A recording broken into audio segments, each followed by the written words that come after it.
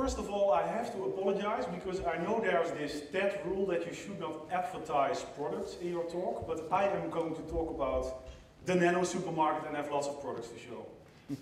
But first, let's talk a little bit about nanotechnology. What do we know about it? Nanotechnology is technology on the scale of 1/1000th of a meter. That's extremely small. You are really operating then at the level of atoms and molecules. And we can do some great things there. We feel some wonderful potential there. At least companies and governments do, because they are investing billions of euros and dollars currently in nanotechnology. And what do we know about it? We know it's something small. Most people know that. And that's always what's being discussed.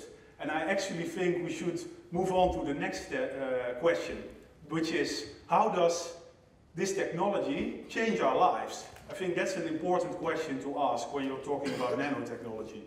So, we need to have a nano debate on this, and this debate is happening now, on television, on the radio, in the newspapers. But I also now propose to take this debate to the supermarket. Because the supermarket is a fascinating space. We don't realize it always, but it's both a very mundane and everyday place, but it's also highly technological. And maybe it's because we go there every week that we even think it's boring. But just imagine for a moment that you would take a caveman, and put the caveman in a contemporary supermarket around the corner. He would not understand one bit of it. He would think he was no longer on Earth. I mean, packaged meat, power milk, light products, pregnancy test. For cavemen it would all be mysteries, but we think it's normal. And sometimes there's a new product in the supermarket, and then for a moment we think, oh, a new product. And then after a few weeks we think it's normal. So the interesting thing for me about the supermarket, that it is in fact this reality machine where new habits, lifestyles and technologies become part of our everyday life. Hence it is the proper place to have a debate about nanotechnology. And that's why we made the nano-supermarket. And this is our logo. And then some people ask, why? Why is it so black and white? Couldn't you make it a little bit more colorful? Well, we tried that. We had some variations. This was the cheap version, actually. But in the end, we chose this supermarket noir style because we wanted to have different products in that supermarket, both products that are just beautiful and innovative, but also products that are a little bit uncanny or scary. And all our products in our supermarket are speculative. They are speculative products that might hit the shelves within the next 10 years. Our supermarket is outside, it's mobile. Actually, well, this is not it. This was our inspiration. But of course it's too retro, so we had to combine it with something futuristic, and then in the end we have our nano-supermarket here. And inside this nano-supermarket we have these products, and they are submitted by designers, artists and engineers from 7 different countries.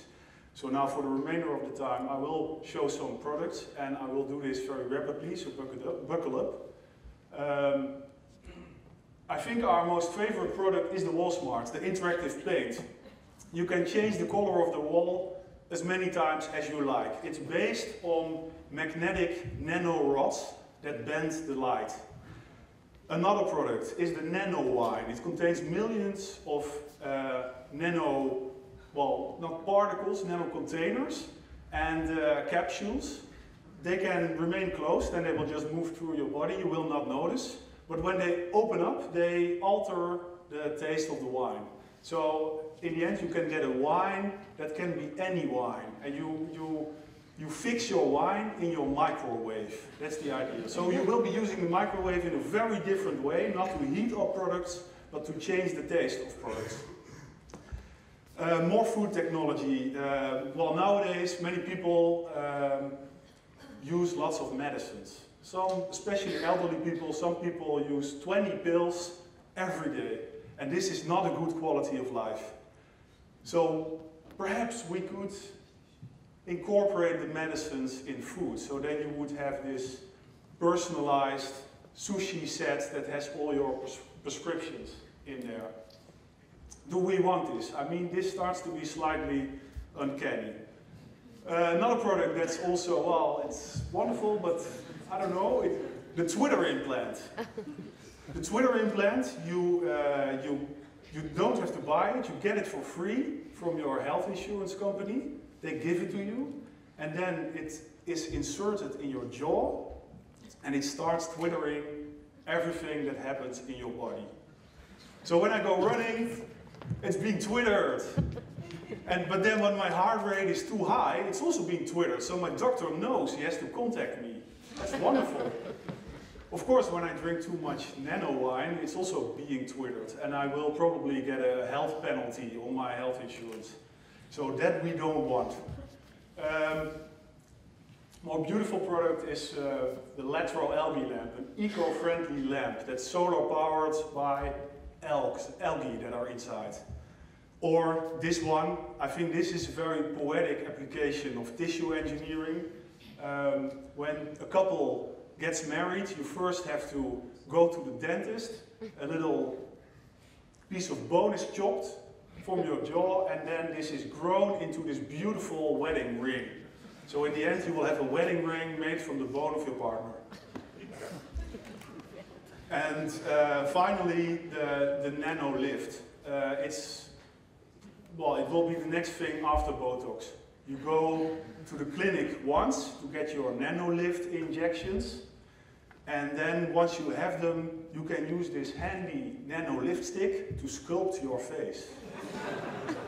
So when you go to a party and you want to have this really sexy Angelina Jolie lips, you can sculpt them, but then the next day when you have a serious business meeting, you make them a little bit more modest. Photoshop finally becomes physical. Now, again, these products are speculative, so I'm not saying that they will all hit the market. Actually, personally, I'm not interested in predicting the future at all. This is not about predicting the future, rather it is about building scenarios for potential futures that help us decide what future we actually want. And although all the products are speculative, in the end, the debate we are creating is very real. Thank you.